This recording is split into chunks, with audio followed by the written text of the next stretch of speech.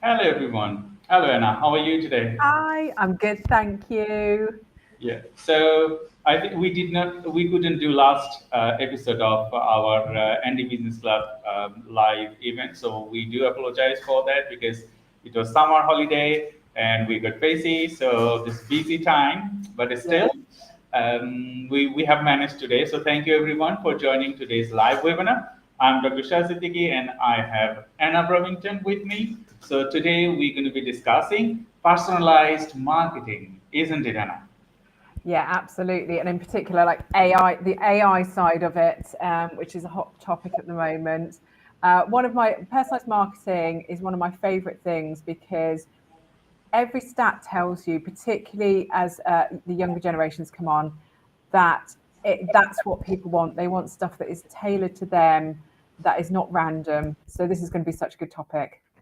I totally agree with you because, you know, before AI kicked in last couple of years, people used to, struggle, something like that. As a new divergent person myself, I also struggle in different ways. But when we got the AI, Mm. some of the things that we think that okay, it's like multiverse, it's just like multi things that our brain, three-dimensional things, all those things came alive. What do you think? Yeah, absolutely, absolutely. It just before we started, I was talking about all the things that our AI is opening up, wasn't I? Of all these ideas I've got. Oh goodness, don't give anyone with ADHD like me AI. The possibilities are so endless, aren't they? Of what you can create and do with it, because it's just so broad. So I'm so excited about the technology, but I have got now about 6 projects going on at one time because I want to do this with it and I want to do that. I was just saying to Dr. Shah, I'm creating an Anabot because I want to put all my knowledge into Notebook LM and use it as a little sort of query bot that my community can use. And it's things like not just helping me, but helping my customers as well. How I can use it, but because it's so broad, it's quite daunting as well, isn't it, Dr. Shah? I totally agree because I was talking one of my business partners, okay, and he was saying that I have lots of ideas, okay, and Mm, when you write it down, my ideas is dumped on a piece of paper, so my brain is empty, so I can generate more. When AI kicked in, I also have the same thing that lots of ideas, but when I dump that on I cannot do it on a piece of paper because I'm dyslexic. So what I do, I dump on a Excel documents or a digital documents. But after, when AI kicked in, now I dump that idea to my AI engine. yeah, same, exactly the same. I've got little folders of lots of different chats where sometimes it's not gone anywhere, but I love that, like ChatGPT. I love it where you can do a project, so you can just dump some ideas, and then when you're doing a future project, it remembers them, and then it can reference them as well. So it's absolutely brilliant. Mhm. And when talking about as we you are in marketing and we also do marketing, and when is marketing we do marketing, is most of the thing people sometimes they don't get the essence of personalization because Yeah. when you do marketing, we think that everyone is our customer, but that's not true. Yeah. Mm, yeah. Marketing your company and the market persona is has to be aligned. Why? Because I have a test, and that test is not for everyone. That test for specific people, they will nurture your idea to the next levels, Mm. and that's why you need personalized marketing. How do you feel about that?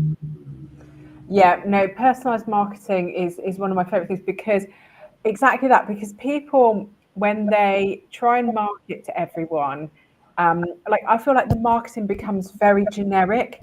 So I used to work with a brand that serviced lots and lots of different industries. They were a digital marketing company, very big, well-known one, and they serviced lots of different industries. So it was like lawyers, accountants, plumbing, construction, all everything, cleaners, everything, and then they're sort of they had a very broad.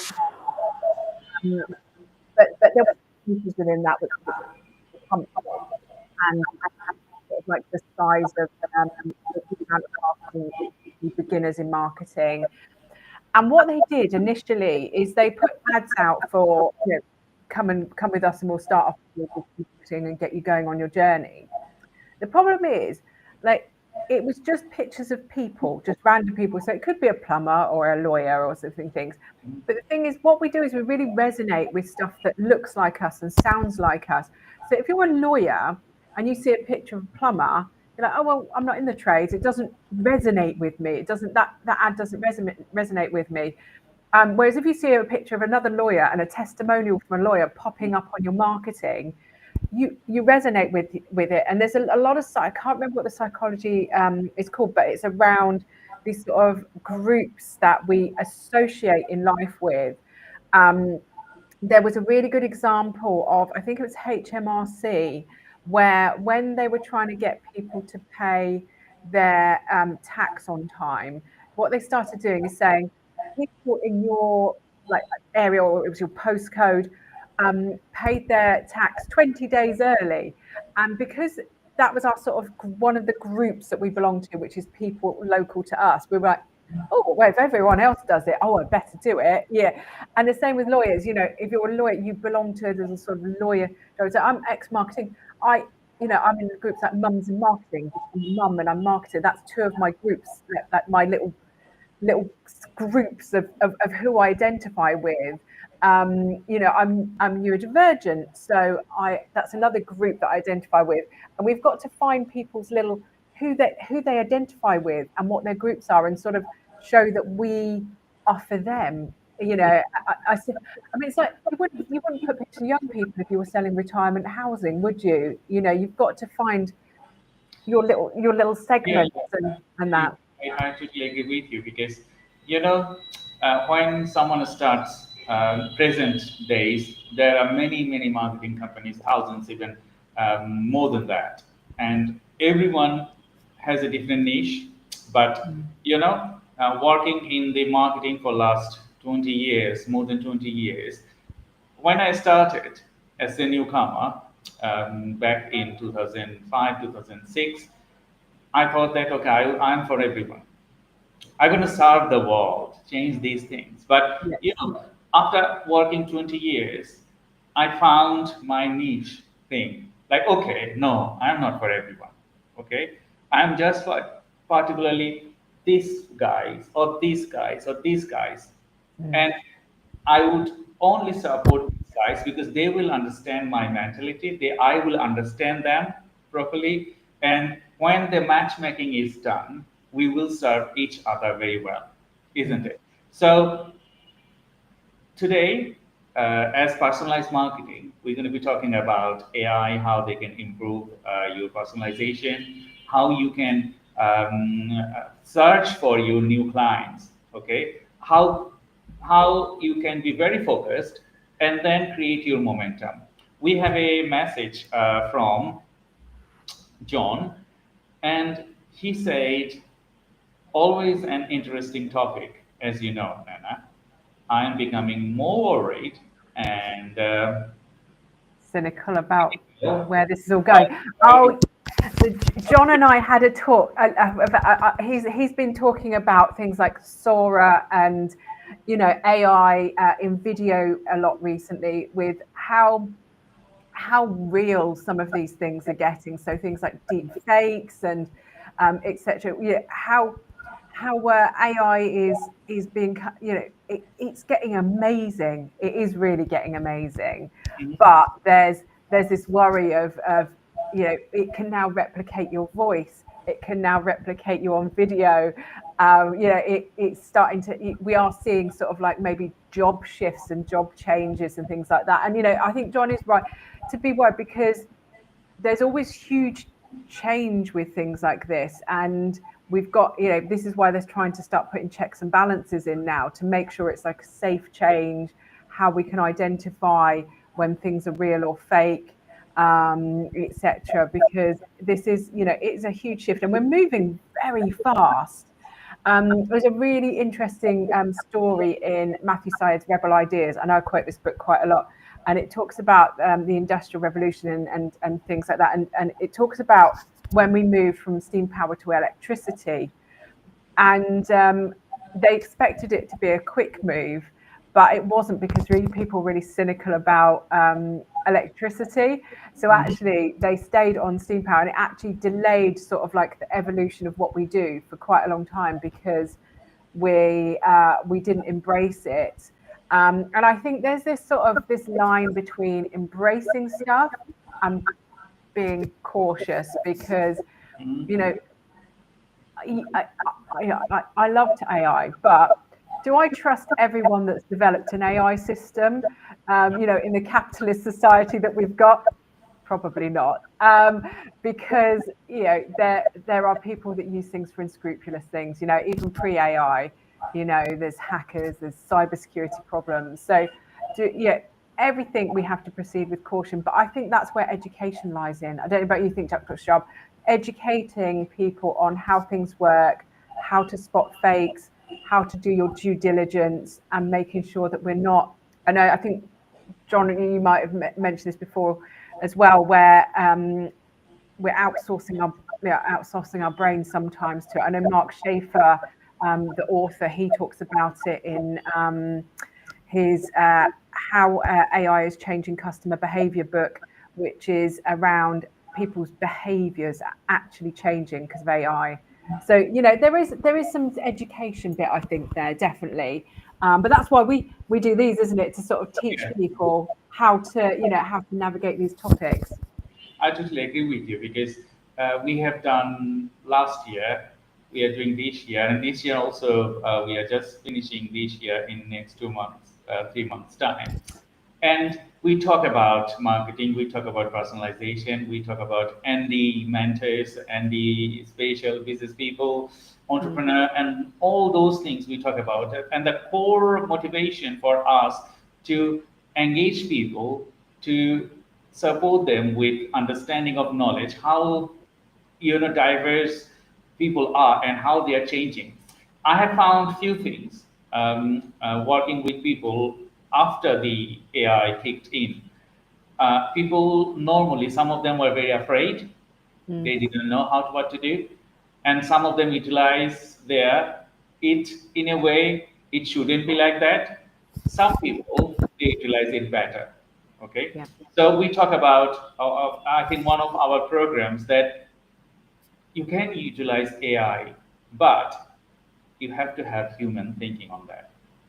You have to have personalization in there, because AI, they understand what you are doing, what you wanted to tell them to do, but they don't understand the heart, isn't it? They don't have that. So when you write something, personalize it, to make it yourselves. As an academic myself, we always tell people that you're going to be always stealing things from other writers, but recognize them, refer them to your literature. Praise them for their work, and then when other person is referring you, you're going to be that writer that you thinking that you are. So in AI and all personalization, all things, I think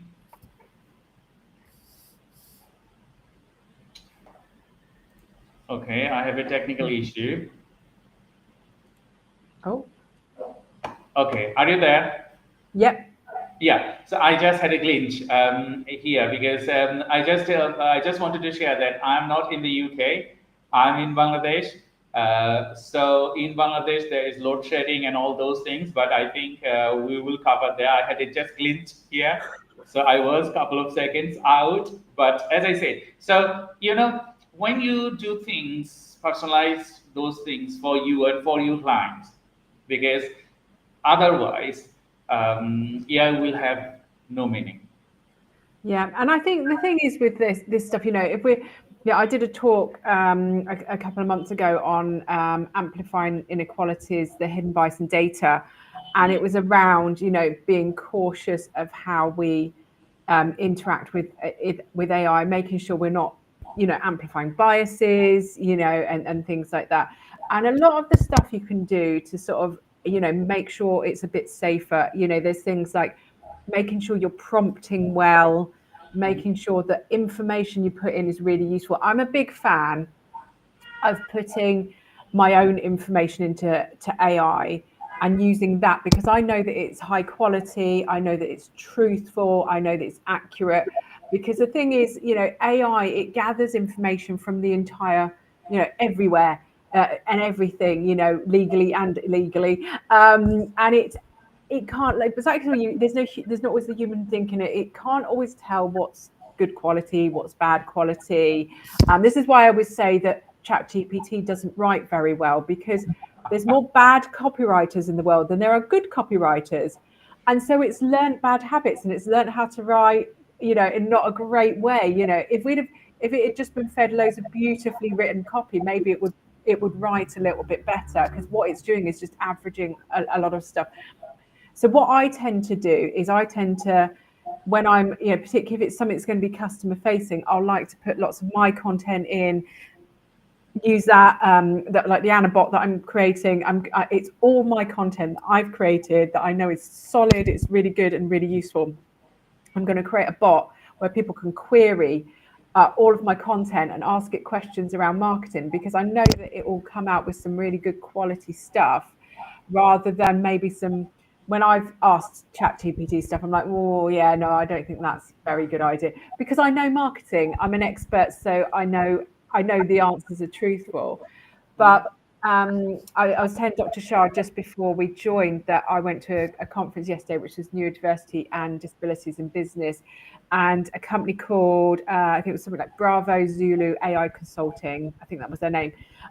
They did a nice little app which used ChatGPT as the base, and it was a customer-facing one for children, like special educational needs children, like my son, parents of children that needed help in school and needed to find out about, schools and SEN, EHCPs, etc. And what they'd done is they'd been given this huge, big document base of from the council, proper, local, good quality knowledge and they put it into this GPT, and that's what it queried. So you could voice ask it, or you could type in, and you could ask it, how do I get my son sent to a SEND school, or who do I need to ask for this, or what do I need to fill in for this, and it would answer you in a good quality fashion, which is fantastic, because if you've got think about this personalisation, having this big sort of resource database of hundreds of different documents, and people don't know what they want, how to find it, is incredibly hard. But if you've got an AI one where you can go, I've got a specific issue, help me with it, but you're using this good quality information to bring out the information they need. This is like the absolute brilliance of AI. It's that very personalized response marketing to specific questions, specific needs. And I love that example. I wish that was around when I was first navigating it. Mm-hmm. I totally agree with you, Anna, because I just wanted to share one thing. I think this is very important. As I utilize AI, and that's most of the people utilize AI, academics, non-academics, marketing people, business people, everyone. So I think I have another glitch, and we can still see you, luckily.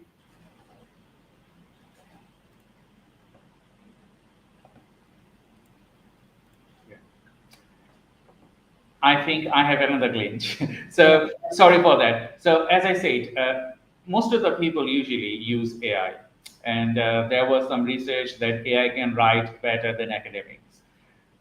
Sometimes in a way it is true. And one thing that I experience, like a case study, I want AI to find me some case studies on specifically technology. Like, okay, find me some case studies on technology, and can you suggest me how can I write a case study on that? Mm-hmm. So what it did, it found me the case studies and write me the way that I wanted to present it. When I'm reviewing it, I said, okay, can you share me the reference that you have mentioned there? And he said, there is no reference. I said, why there is no reference? I made it up. I love that. Oh, bless its heart. So I said, I told you to find some case studies because I need some case studies and I wanted to use them, but you made it up. No, that will not work. There isn't anything that you can make it up. Okay, so find me a case studies of this subject and don't do anything. Just find me some. And then it gave me like a couple of case studies of the real subject with link and proven link. And I have to go each and every link to see are they are right. Yeah.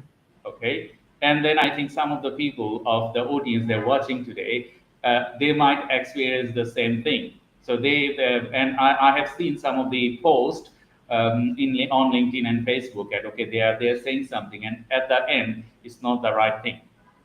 So they Yeah. just did that, copied it, pasted it, and posted it. So as today we are discussing personalized marketing, I think you need to understand when you create personalized marketing, whatever you write with AI, investigate that is right point or that is the right thing that you're talking about. I think we have a comment from Thomas.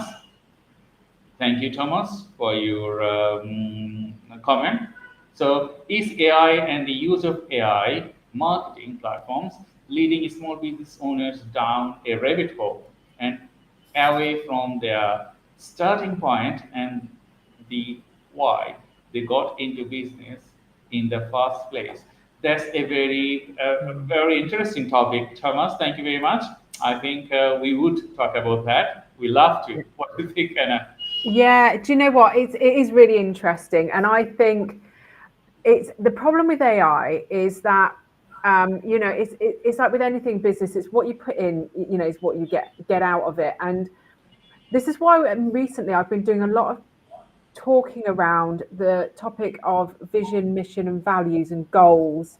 Mhm. When I do marketing and looking at like things like Simon Sinek's Why. It's if anyone hasn't read it or watched the TED talk, I highly recommend it. Simon Sinek starts with why, and it's exactly what Thomas is saying around like why we're getting into business, what's our purpose, because otherwise, a bit like going back to what we were talking about earlier, being too generic, we're for everyone, when actually we're not for everyone. For example, with me, like my personal business, Creating the Kev, is my thing is that I'm helping founders that are hands-on in their business, particularly STEM ones, that they wanted to start a business because they wanted to do what they loved, which is coding.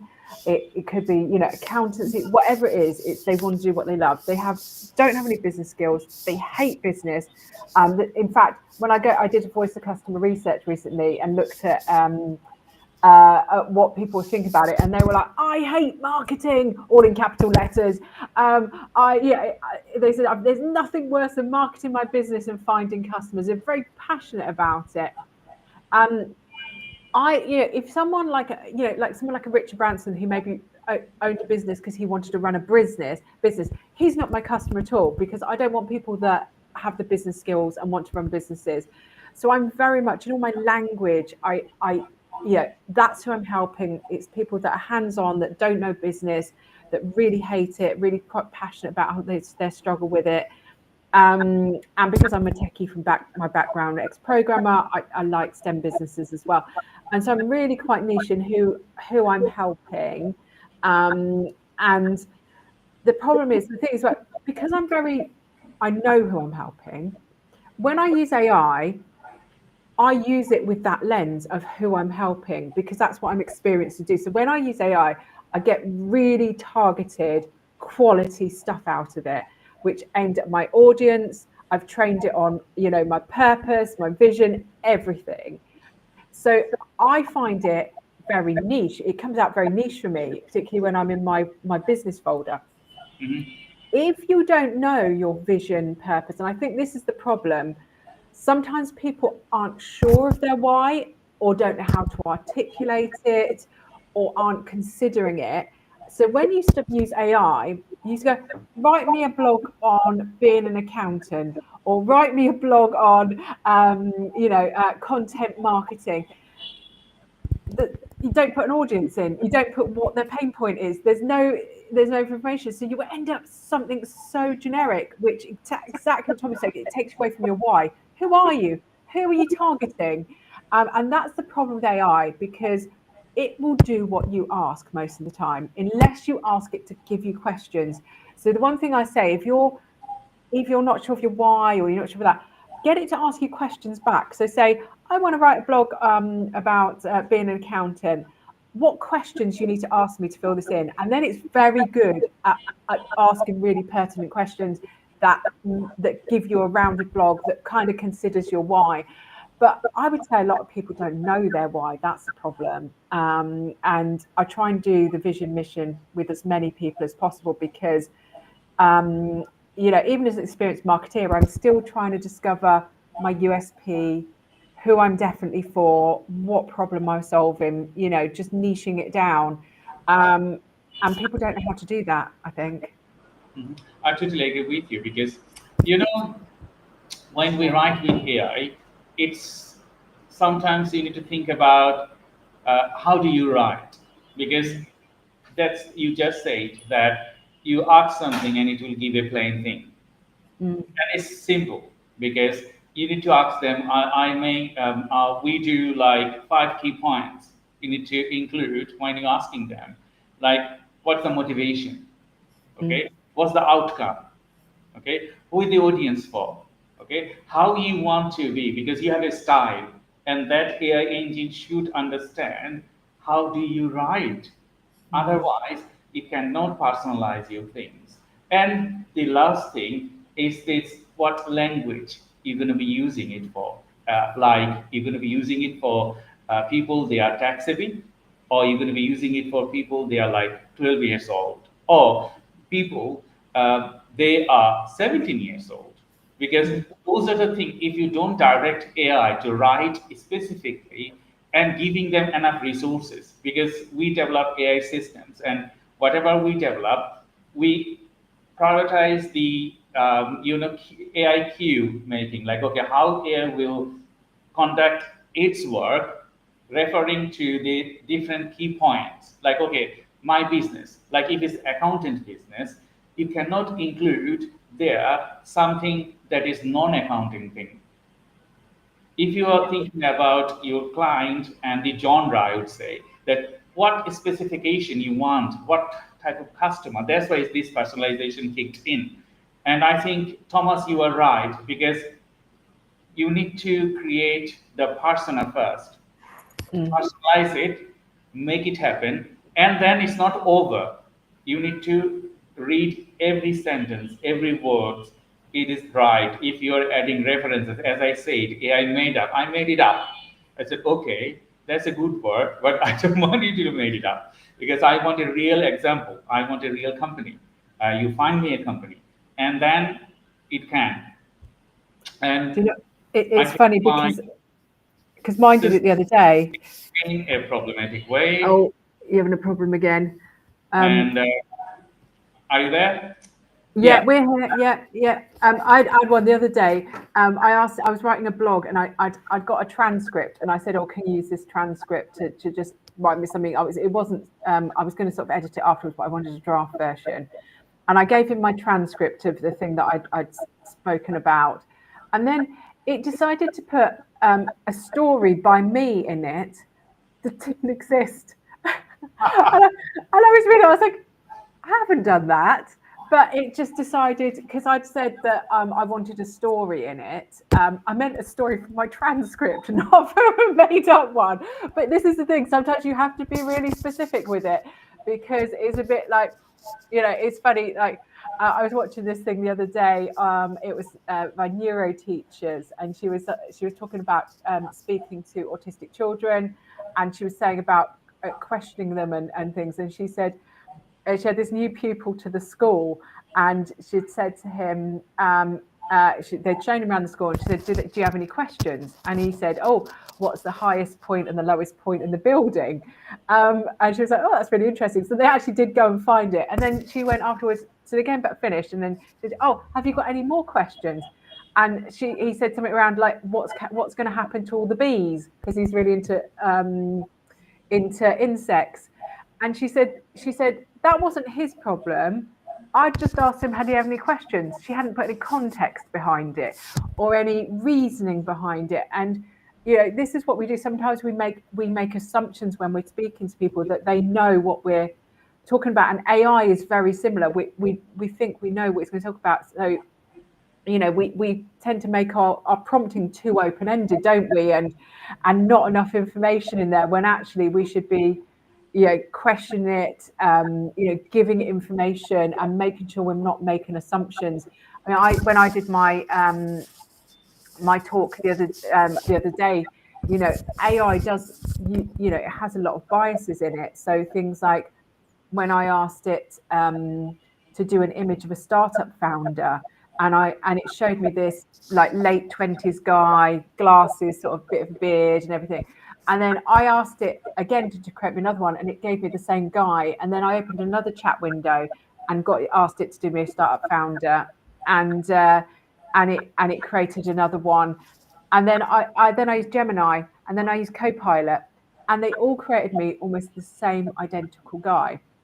And it had made an assumption like that startup meant technical, and that and that I wanted like the sort of like what everyone perceives a startup founder to be. It made loads of assumptions of what I hadn't asked it to do. Where a startup founder could be a coffee shop owner, or it could be a plumber, it could be anyone, but it sort of made these assumptions because I hadn't told it what I was thinking.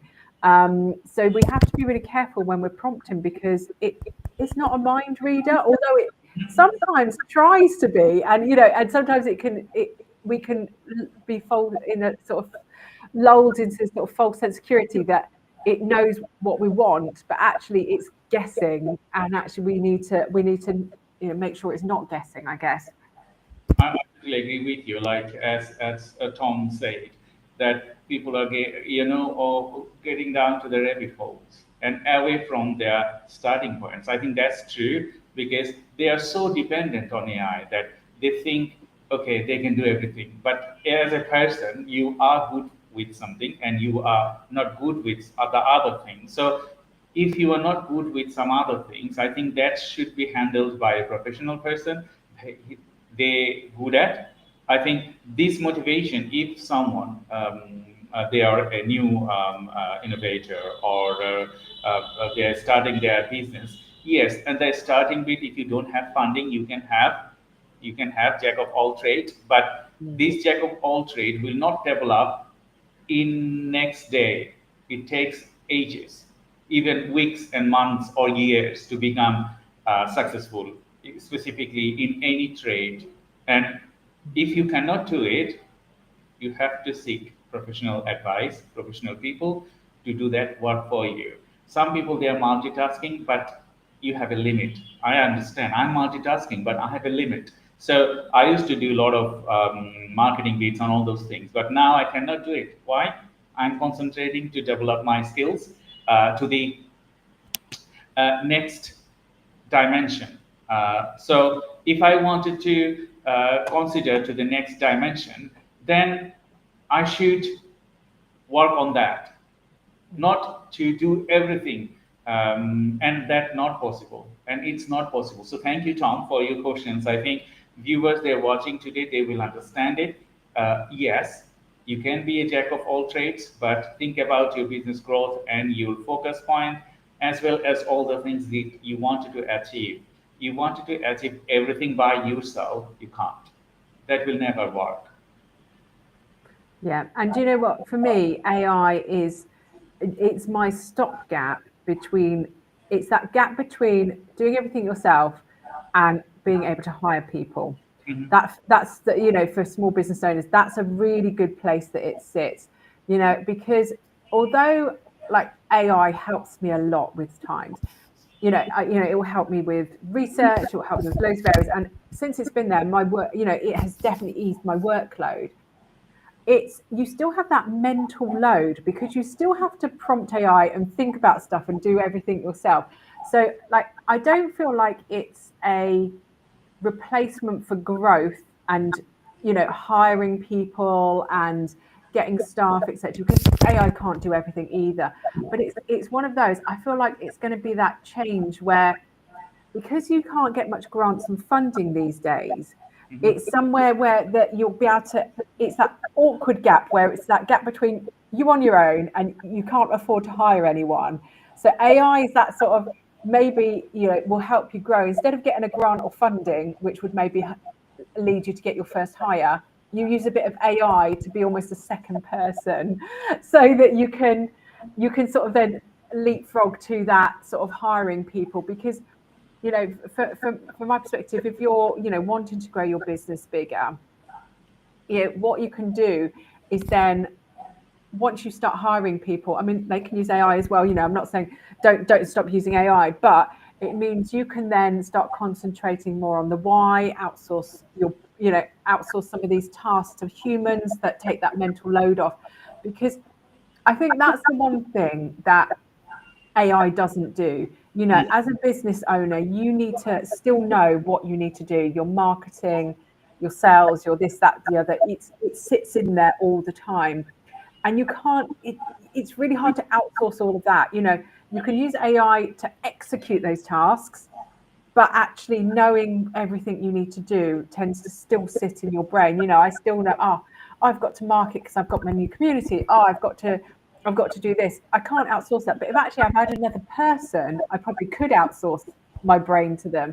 So I would say, like, don't use it completely as a reason not to hire people, because you might want to outsource that brain some of your time, so you can go on holiday or stop answering your emails at 12 o'clock at night. But it's that real great bit, that growth section, where you're like, I just need to get enough money to get an extra person. That's sort of how I use it. I express the same thing. So Thomas, I think we have answered your questions. To everyone, today we are discussing AI for personalized marketing. And if you have any more questions, please feel free to ask us. We have a few more questions that already on our panel, and we're going to be answering those very soon. Today, I'm Dr. 𝐄𝐯𝐿, and I have Anna Bromington, and we are discussing personalized marketing. And we're going to be answering all of your questions if you have any. We are nearly end of our session, but we have another 15 minutes so on, and we're going to be discussing more on how you can create personalized marketing. So next question from Muhammad Farguddin. How AI changing the way brands understand and predict customer behavior in real time? That's a good question. Do you know what? I'm doing a data analyst course at the moment, HTQ in data analyst course. And it's interesting, we've just sort of covered some of this, in that one of my areas that I think it's really good for is understanding qualitative research. Because quantitative research has always been reasonably easy to understand. You can plug it into a dashboard, you can see all the data and graphs. But for me, it's changed the game on qualitative research, which if anyone's listening doesn't know, so quantitative is like the numbers and figures. Qualitative is more the the statements, the customer reviews, things like that. So what I love is how this is changing the game, because I remember before, you got loads of testimonials and you read through a few, and if you're a big company in particular, there's too many to read through, and you're like, I'm trying to get the gist of this, but it's too many. But that's where the gold really lies, because when people spend time leaving a review or some feedback, it tends to be having those little gold nuggets in them. This is why one of my favorite things that I do for small business is I do customer interviews, because you get the little, I wish they did this, or I have a real problem and it's this, or there's something that always comes out in the conversation. And I find in like the reviews, the comments people put, that's where real gold comes out.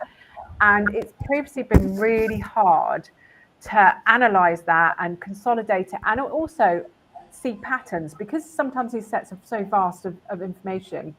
I mean, one thing we used to do when I used to work at Game is we used to have to narrow it down, because this is pre-AI really, is what we would do is we would just have a diverse customer panel, which was maybe like 20, 30 people, and we would use their insights. But then once again, it's a small pool, because that's how you coped with that qualitative research.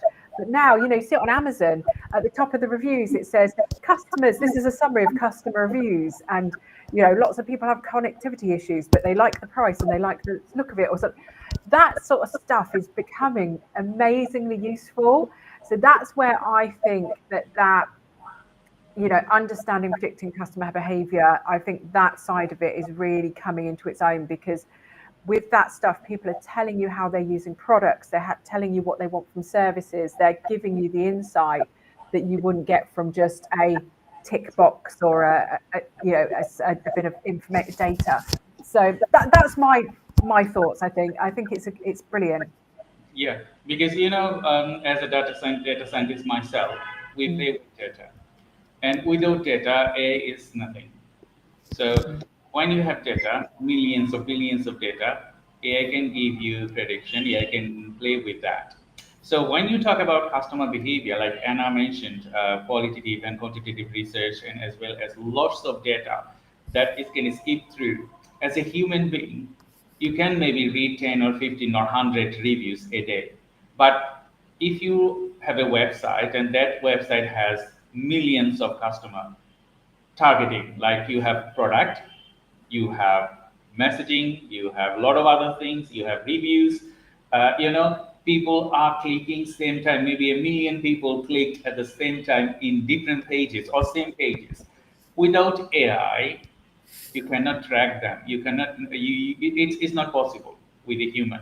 So AI is making these hell of things very easy, because it can track millions of data and millions of things. uh, like if you go to Facebook, if you browse something, maybe you are browsing something, a blender, and if you come out from there, you go to a website, and you will see the AdSense blender there, and it could be anything. It in a second it captures you, and if you're visiting somewhere else, captures your IP, and if you are going somewhere else, it's showing you like, okay, you are interested on that, so why don't you see it? So you can see that milliseconds it can capture human behavior. Doesn't matter any platform that you go, like big corporation, they have AI embedded behavior bot and system, so that like if you go to Google or YouTube or any other big corporations, they will capture your behavior, and that behavior will transmit to other applications as well. If you go to maybe you are going from Google to Facebook, or Facebook to Google, or Microsoft, they are all interconnected. They are all interconnected. So everything they do is just like analyzing your data, just like analyzing your behavior, what you want, what you're looking for, if you're sad, if you are happy, if you need something, if you are making a big argument, they knows everything. The one So thing yeah. The one thing I really like as well is the fact that sometimes in marketing you can have lots of data that's from different sources, can't you? And like, for example, like if I have customer reviews and then I've got like how people use the website, and sometimes it's really hard to compare the data to see if there's a pattern between the two or a connection. But things like AI can really start bridging that gap, because they might see people commenting that like they didn't like the website and they struggled to check out, and then you can AI can also look at the data on how people use their website and see how that actually they stopped on the pre-checkout page or something like that, and it can connect both of them together, can't it? So it's this sort of being able to spot these huge patterns between stuff that maybe to us doesn't look linked but actually is. Mhm. Yeah, I think Muhammad, you have your answer, because AI is really changing the way brand understand and predict customer behavior in real time. They can do it, and we also, as a AI developer, we develop systems where we specifically tailor methodology. Like, okay, if a customer entered to the market, entered to the site, if it's an e-commerce site, then if they are adding something to their basket, and then how you can clear that basket on that money, you need to emphasize, you need to understand customer behavior that they check out that baskets. There are millions of people, they added things to the basket, but they never check out because they don't have that, they don't have that willingness, or they don't have that thing. So we specifically tailored methodology with working with brands, like, okay, we will safeguard like how you can more sales, how your basket is more towards the payment solution. So without AI, understanding customer, understanding those things, you cannot do it. Yeah, and I think also, from past times when we used to personalize things, sort of going back to the personalization side of stuff. Mohammed sort of talking about real time. When we used to do personalization, we couldn't react to it like as nuanced as you can now with AI.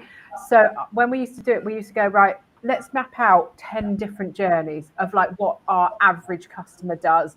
So it might be, if it was gaming, it might be that they are parents that are buying for Christmas.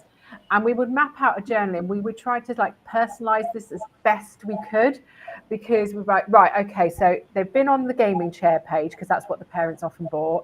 Right, we'll show them an ad for this game that's coming out this Christmas. Then we'll show them like maybe a second controller because they might want to play it with their family. It was quite scripted, completely scripted, these journeys. And we'd only end up doing 10, 20 journeys of the most important ones at that time. And I know AI has sort of come in and changed all that because it can actually personalize on the fly. Oh, this customer likes so-and-so. Oh, there's this product. I'll just show them, and it understands those customer journeys so much better. And saves you a lot of time, so you don't have to just literally script out a customer journey and spend time. And then it's after Christmas now, so we need to do new customer journeys for New Year or Easter or something. So it's things like that where you've got the behavior in real time, and then it's actually acting on it and personalizing. It's not just a website, is it? It's things like ads. So ads can write and generate you images on the fly and personalize them. So it's affecting both sides of it. So you've got the data, and then it's helping you react on the fly as well. So I'm loving how it's going in many regards to that. Although I have seen a few of the AI generated ads and haven't been fabulous. So we've got a bit of a way to go yet, I think, on that. Yeah, I totally agree with you, because when you use AI to generate an image, if you are not an expert, you cannot get the right image to be done. Because even if you add your direction, all those things, the normal things, they are not capable to do it. But if you think that you wanted to do Rubiera, like Trump, the advertisement, you see they have billions of views of that thing. That AI is different that we do, because that is customization AI, because they created everything with AI, but they are expert on that. So that's why they could do this kind of things.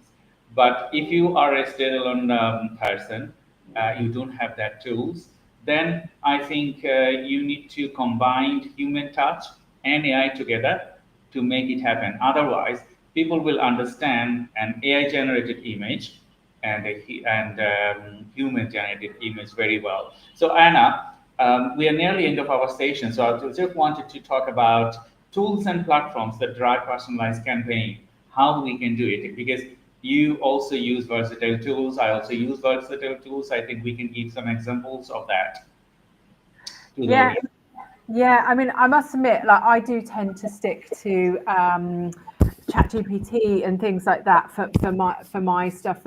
And I think one of the valuable things is creating your own GPTs.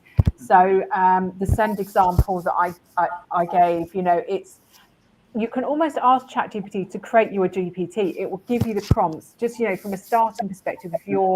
If you've never done anything like this before, you can ask ChatGPT to create your GPTs. And like that example I gave you, where that guy uploaded all the council documents, that's not a hard thing to do. Get all your information, any presentation you've done, every document you've written, pop it in. Create a little bot that people can query and personalize things. I feel like that's a really nice first step for a lot of people, where not everything's personalized, but you've offered a little personalized widget or space for people to be able to get some of your knowledge and start understanding it.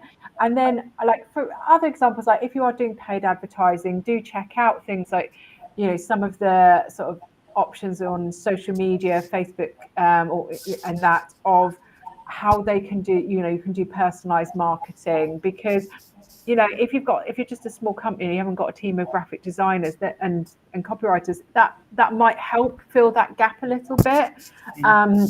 Like we said, it's not perfect, but it's worth having a look at to be able to do that. What about you, Dr. Shah? What do you recommend? I think if you are not a professional person, because if you are in a business and you wanted to do, because it is all about content nowadays, isn't it?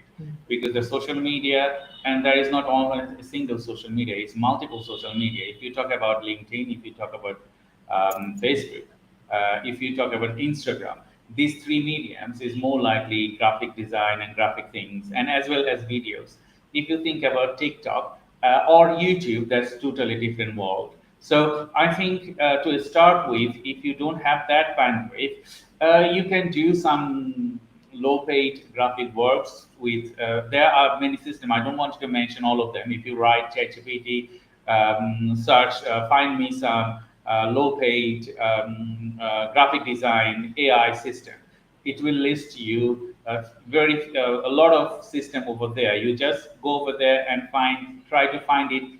Is it appropriate for you?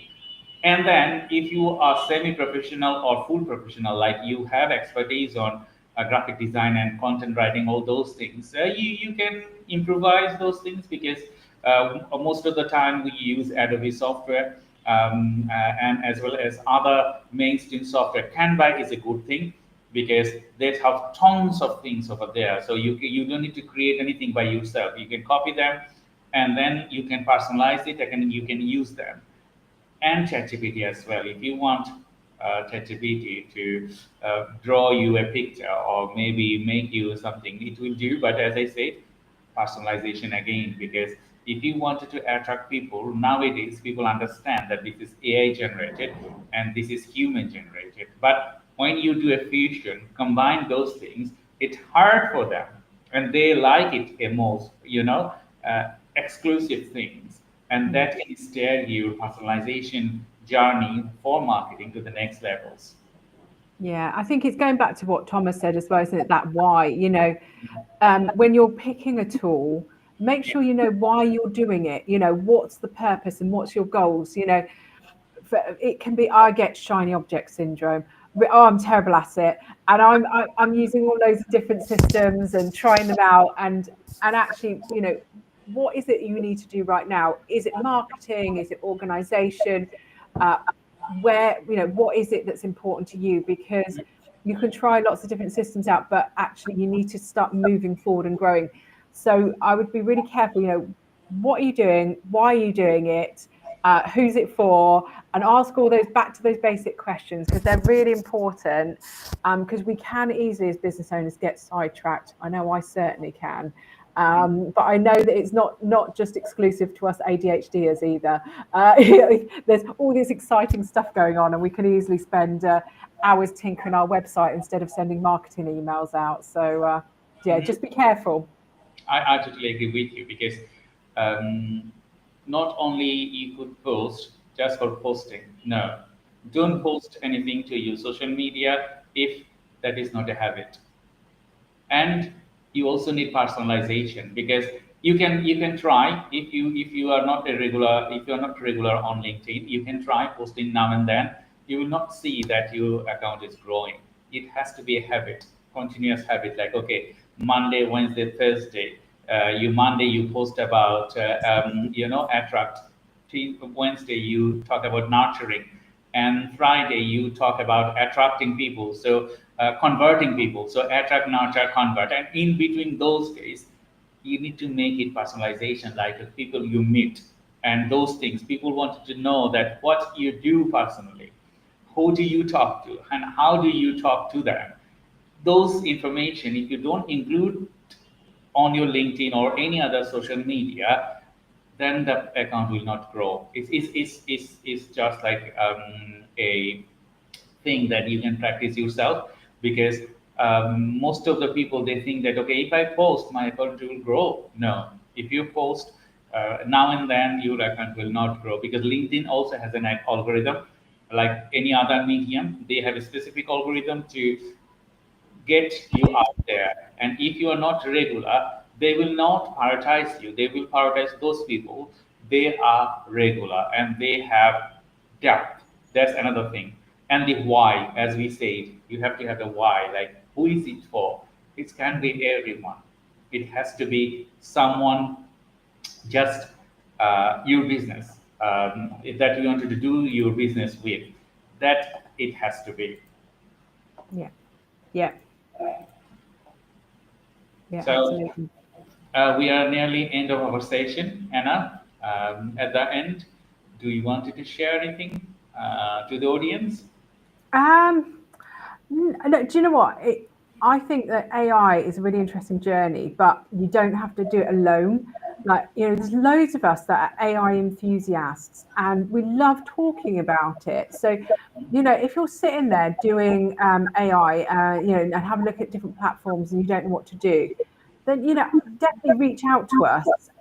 Or, find there are lots of little AI groups around, communities where people are loving talking about it. I'm a big part of Mark Schaefer's Rise community, where we do loads of AI in there and future thinking. So find a few people that are interested and share stories, because that's how I've learned a lot about AI.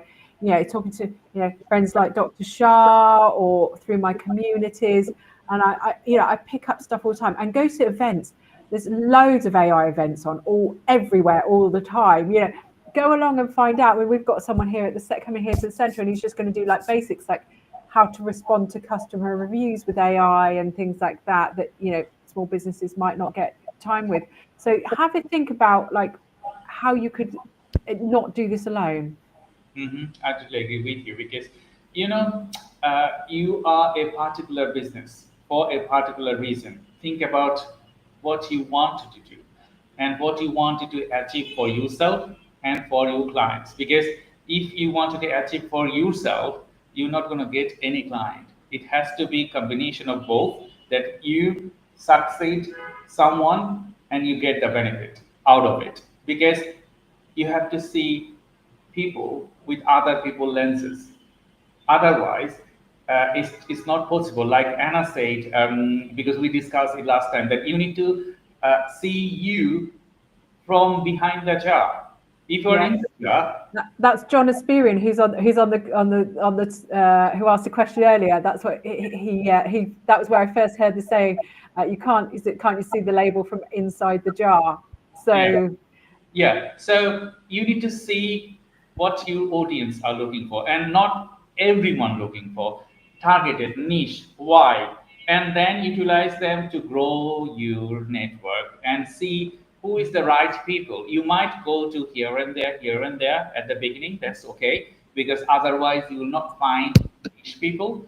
You can go with them, meeting, booze, drinking, socializing, all those things you can do to get your desired things, like the pain point, and how you can serve them to, overcome their barriers. Then, as a business person, you will get your success. Otherwise, no. love it. So, thank you, everyone.